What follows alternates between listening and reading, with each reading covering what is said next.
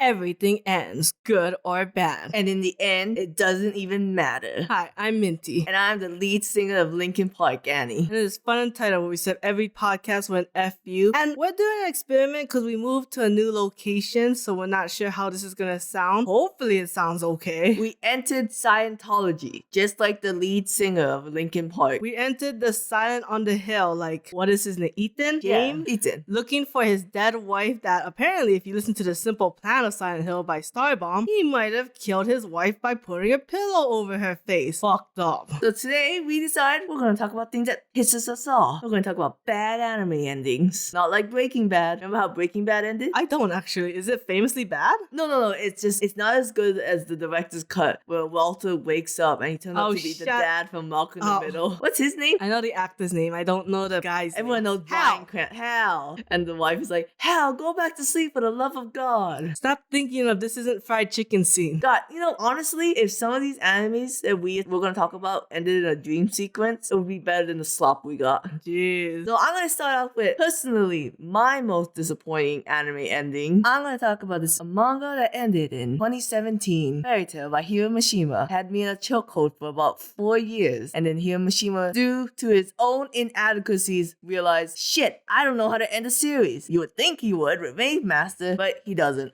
Is Wave Master a good ending, or have you not seen it to the end? I did not see it to the end because Wave Master is darker than Fairy Tail. So I was too young to read Wave Master, and the dark themes just got to me. There was one scene where this woman just got beaten to half to death, and the guy's like, you can't hate me because I have a bomb inside me. That's the only reason why I beat her half to death. Then he exploded, and it was just like, well, I don't know what's going on here. I'm just gonna move on. It's called misogyny. Misogyny.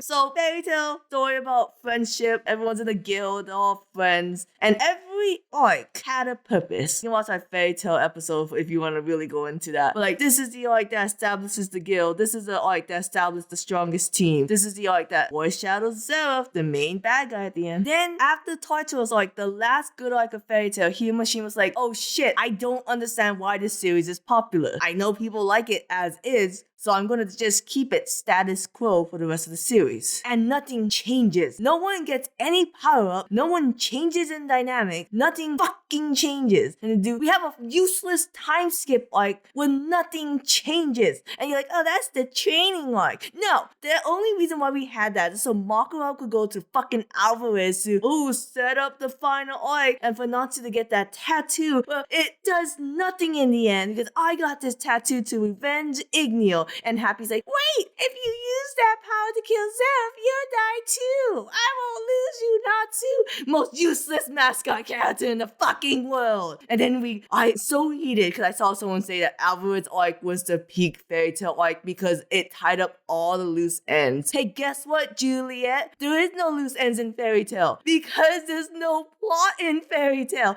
Everything is just friendship. The biggest arcing arc in Fairy Tail was, where's Igneo? You know where he was? He was inside us all along. He came out of my pussy just to fuck up Tartarus arc. Like a tapeworm. Like a tapeworm, really. And we have all these different generations of Dragon Slayers. You want to build on that, Hiro Mishima? Nah, I have it that I'm gonna gaslight you because they're all the same type of Dragon Slayers. We just so happen to Light and Shadow decide to fuck with their kids and say, oh, you ate us, remember? Why did you lie? I don't know. For shits and or giggle. That's another thing about Tartarus that doesn't make sense. If Igneo came out, why did every other dragon not come out? They only came out to say bye to their kids. Hey, we've got a lot of other animes to talk about. I'm sorry, I told you that Fairy Tail was going to be 15 minutes. So the thing that pisses me off about Alvarez is you tied up almost everything. You have to defeat Zeref and Acnologia in order to fully say Fairy Tail is over. What the fuck do you mean you're gonna put 5 fake out deaths in one arc? As the biggest Juvia cocksucker there is, I can tell you without sadness, I didn't give a shit when Juvia died in the Invo fight because I knew for a fucking fact she was gonna come back. I just didn't know she was gonna come back a chapter later because Carla had her future seeing powers that doesn't even work. Because in the Grandmaster game, she made a whole big hullabaloo. I saw Lucy crying in destruction, and Lucy never cried in the fucking end. So what do you mean Carla's bullshit future seeing powers came back just to save her life? And what do you mean Fairy Tail Zero came back just to save Gajia's life? And what do you mean Mira Jane's fucking death didn't mean anything? No one even cared when Makarov died. He is the one character you could have left dead. He could have just died of old age at one point in the battle and we all believe him. Longevity is a curse. That was the whole thing of Zera. That's true. And so like, I bullshit, oh, this is the perfect arc because they brought back Lamia, Scare, and Saber too. Bullshit! This is Fairy Tail. I don't want to see fucking Mermaid here. There's nothing to wrap up with Kagura's arc. She doesn't have an arc. But the thing that pisses me off the most is that Zeref and Ichnologia, the biggest baddies, Zeref gets like 1,000 chapters and he has to fight Natsu. He gets defeated by the power of friendship. All the Dragon Slayers gives Natsu their powers. Lucy has to defeat Ichnologia. How do they defeat him? Power of friendship. They all just hold fucking hands and do very goddamn lol. You gotta be shitting me. I understand that friendship is important. You can't defeat your two main bad guys with friendship. Okay, I'm done. Minty will talk more now. Was it Fairy Law? It wasn't Fairy Law. It was some bullshit. Fairy Glitter. Fairy Shield? There's 3 laws of Fairy Tail, but they only really did Fairy Glitter and Fairy Law. And Shield. What the fuck is... Oh yeah, that's the one that protected them during the 7-year time skip, right? Correct. Okay. Why do you know that? I like the scene. I like the idea of it. I like the idea of it. Execution left a lot to be desired. When you think of like Mirax's next gen kids, the 3 come into mind. It'd be cool if you had one kid with each fairy. The only thing is like it'd be cool if they 3 could fight each other. But it doesn't, because Shield really can't fight. Anyways, my main thing is, fine. If you want to do power of friendship, I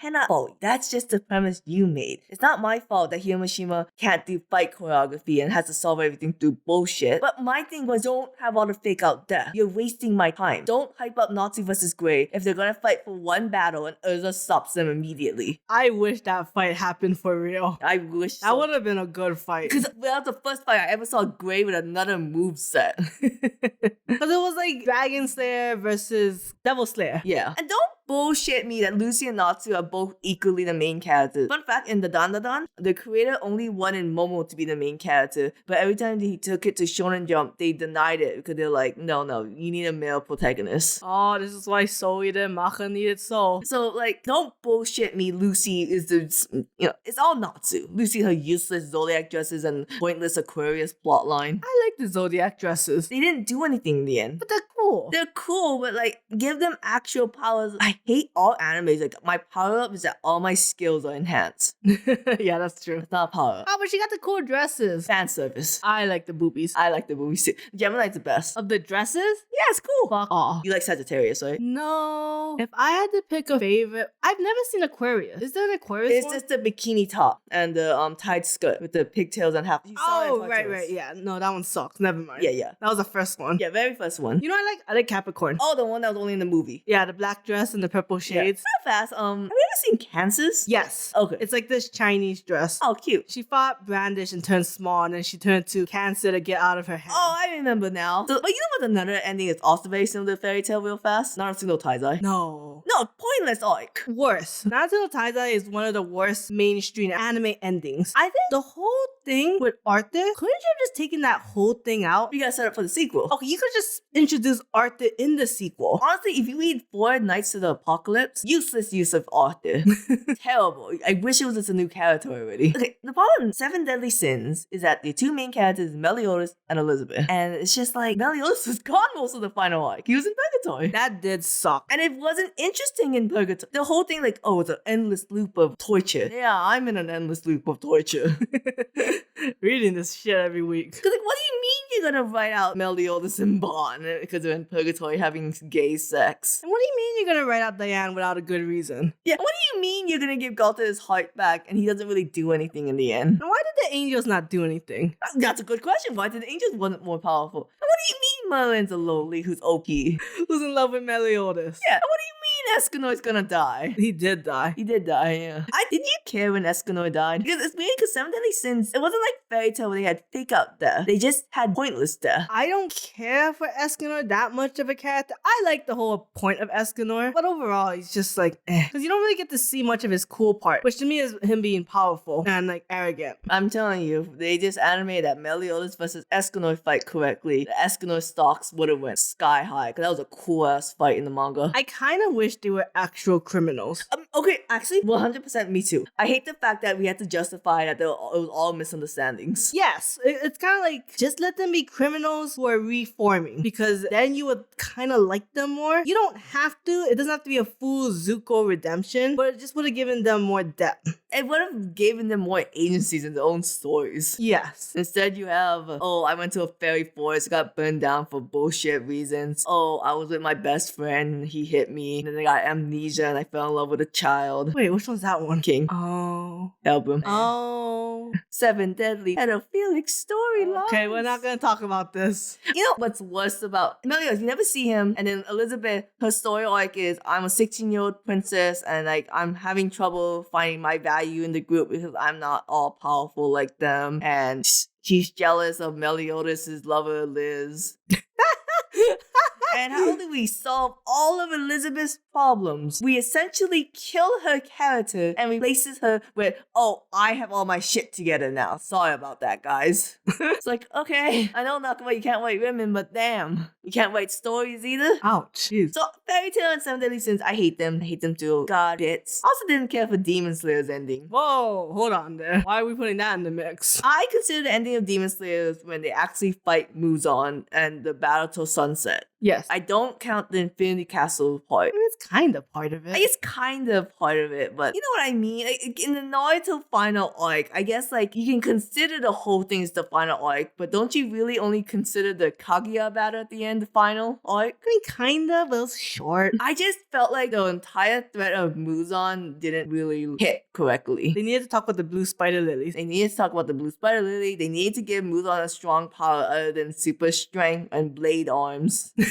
And looking really scary. Yes, mouth arms, whatever. Could you imagine what they would have done if they killed Tanjiro in the end? Oh, That would have been fucked up. I wish Muzan had the power. Like, he's the parent of all demons. He should have every demon's powers. So, like, when an Upper Moon died, I wish he gained their powers. Like Naraku. Like Naraku. Actually, Naraku didn't have any of their powers, but it would have been cool if Naraku did have all their powers. And I wish he got, like, maybe he couldn't get the moon breeding guy, but he could get the Doma's ice powers. He had ice powers? Yeah. Oh, okay. Or you could get, like, that fish guy's powers and the sword training arc. And the lady with the Shikasen. So the battle felt very lackluster. In the end, he moves on, turns into a giant baby, and I'm like, what's the metaphor? What's the story theme of this? It would have been cool if they took the whole Muzan possessing Tanjiro further. Yes, absolutely. Could add more, but I think as it is, I think Demon Slayer is fine for an ending. Okay, what do you think is a bad ending then? I will briefly just go over Jujutsu Kaisen because we already had an episode of it, but it'd be a miss for me to not bring it up on an episode listing that ending. Somebody said that in Culling Game, they knew about Angel and that Angel could save Gojo, but his justification was saying they don't know where Angel is, so why have the characters focus on finding Angel when they could focus on saving Megumi's sister? And I was thinking to myself, because after a while I stopped with the conversation. Hey, I just think the whole Megumi's sister thing should not have been written in the story. It didn't make sense to bring her back in. It didn't even make sense to bring her in when they did in season 1, to be honest. And two, honestly, I would just have them try to find Angel because the chances of them finding Angel was just as much chance of them finding Megumi's sister. And in fact, they found Angel before they found Megumi's sister. I count Culling Game, I count the battle with Sukuna, and I count Yuji's battle with Sukuna. All three are bad. Culling Game, I've gone so much in depth why that's bad. The fight with Sukuna, everyone dies. It's so pointless. I hate reading a whole chapter explaining an ability, but then that character dies in the end, so what the fuck was the point? And Yuji is a terrible protagonist. He had no powers to defeat Sukuna, so it was kind of like, oh, Gojo versus Sukuna. Gojo wasn't gonna win. But then you wrote yourself in a corner with Yuji, so now you have to bring back a dead character, Nobara, to defeat. And then they tried to use the last 3 chapters to be like, these 3 were friends. Those 3 barely talk to each other. I want to see more daily life. I want to see more like Naruto filler if you're gonna tell me the 3 of them are friends and they're gonna continue being Jujutsu Kaisen sorcerers, even though the whole system is fucked because most of them are dead. It's okay, a weird guy looks like Detective will save it. People just like him for whatever reason. And I'm like, that dude done nothing. He was in season 2. I don't know if he's in season 1. I saw him season 2 with Panda. Yes, but he doesn't do anything. I think he has a sword. Yeah, I saw a sword. Right. He looks just like the Ace Attorney guy. Gumshoe? No. Just like the guy who, he's in Jujutsu Kaisen. He took Yuji to court. The lawyer. Yeah. Did you not say Ace Attorney? I call him Ace Attorney. Oh my god. He's in the courtroom. Oh, fuck off. Also, another useless character, but they make him seem so cool. And I do kind of half believe he is cool. I couldn't tell you why, because the whole court thing was very stupid. He did the kindness of dying. Okay, I don't have strong feelings for this ending. I don't think it's good. If you want to say you like it, I'll be like, okay, that's fine, I guess. Dr. Stone. Okay, we've had a whole episode on this. Just because you don't like the ending. It was rushed AF. It was not rushed. How the fuck was it not rushed? They built a rocket ship. Like the ending. Because at that point, it'd be too hard to explain rocket science in a matter of pages. What was Y-Man in the end? Y-Man was a robot, or like an alien robot, and he was trying to communicate with Earth because they were the ones who turned the world into stone. And I think they were doing some kind of experiment. It's been so long since I read the ending of Dr. Stone. I like it. It was a drag for me. It was the whole Rusui wanting to join the ship and like, for what? All this hullabaloo for nothing. He's your favorite, or one of your favorites. Of course, yeah, he's my favorite, but like that's why I think the series seriously failed in the aspect of making me care. Not even my favorite character can bring me to No. They've been talking since the beginning that Senku has wanted to go to the moon. And now he's gonna go to the moon to figure out what happened to the world. And the answer is basically the equivalent of dream theory. It's just aliens. No, okay, look, the series feels like it should be based on real life because they talk about a lot of real life science. But the whole premise of it is science fiction. The fact that only sparrows and humans turn to stone. I'm just saying, it would have been nice to have a final arc of them fighting aliens and just a final arc of them going to the moon and then that's it, guys. We're gonna build a time machine now. The series has very little fighting. Even the one when they go to... Did that South American arc get animated? Not yet. They're not in America yet. I really want to see the South American. Wait, the South American. Oh! Did that get animated? You mean Treasure... Wherever Treasure Island is. I believe that's a Disney movie. Treasure Planet. Supposedly that was supposed to get like 2 more sequels. What happened? I don't know. Well, we never saw the first one. But it's also very good. What other animes had just terrible and was Food Wars endings good? Okay, when Food War ended, when the writer wanted to end it, it was very good. It was basically, that was when the third years versus the first years made kind of no sense that the first years beat the third years. But that was a very good ending, I thought. It was then like the first years kind of reshaped the school and how they treated students in a sense. I think there's still an elite school, but I don't think they're as harsh. When they went into like the 5th plate area, which I never had you watch because I hate the 5th plate. This is meeting Erina's half-brother, going to the blue competition. It just lacked all the flavor that the first 4th plates had. Wasn't she gonna marry him? No, her half-brother? I thought she was gonna marry him, so I was like, I don't think that was his half-brother. It's her half-brother, for Okay. sure. Yeah. Like, I wouldn't put Food Wars past incest. No, but... But so I would say, like, officially, technically, the ending of Food Wars is really bad. It just doesn't make any sense. And it was kind of weird because you've already set up these characters who are super good, and then there's these better characters, but they didn't really have skills that were better. They just won. So it's kind of like, what the fuck? And I'm not a big fan of Soma as a protagonist because Soma always wins. And the only time he didn't win was a tie. Wait, no, he definitely lost the Fall Festival. But that didn't have anything at stake. But I would say when they're fighting the first years, that was actually pretty good art. Alright, Lightning Realm. I'm just gonna say animes I think has bad ending. You can fight me on it or not. Okay. Alright, Mirai Nikki. Well, there was a death game, and the ending was that the winner turned into a god and made everything back to the same shit, but everyone's alive now. You know what? That's what Review Starlight kind of did. Oh, you like it? Well, because Mirai Nikki did it because she was trying to fall in love with him. Yeah. Big Banana Girl, she was the one who won. She did it because she wanted to relive these moments because they were great. Alright. But then something happened and she ended up losing. Wait for the winner. Pretty good couples. We did an episode on this. So I Review Starlight just kind of ends a little bland, I would say, but it's okay. Mirai Nikki, her being a god, I hate he that. became the god. Okay, he became God. Hate that. I thought overall though, series. I really like that messed up, fucked up black hair girl. That's the only reason I kept watching that series. Yeah, I really liked her. I feel think Madoka did a better version of this. Sure. Madoka's a good ending. Good ending. And when's that movie coming out? I don't know. Yeah, I want to see the sequels. Alright, Steingate, where basically he goes back in time to try to save a girl, but he can't no matter what he does, and like he keeps going back and fixing everyone's lives and realize, oh shit, I gotta go undo all the good I did, and everything returns back to status quo at the end. The series, very boring. But I do like the idea because it's kind of like a big moral that like you can't change the past. Even if you did, you just can't. But then he saved the red-haired girl in the end? He does. Okay. So it was too confusing with the two girls, and I'm like, I wish one of them was his sister, so at the very least I could be like, why is he doing all this for her? Yeah, and I didn't understand, like, him and the redhead is a couple. I didn't like the trans storyline. I don't think it was handled well. Someone might fight me on that. It was okay. I don't remember it too well. I don't remember if the character was trans male or trans female, but they were trans, and then he changed the timeline, and somehow they were born the gender that they identify with. But it was kind of like you can't change the facts. The fact is that you were born this gender and you identify as the other gender, but there's nothing wrong with being transgendered. Yes, so. Unless you live in Japan.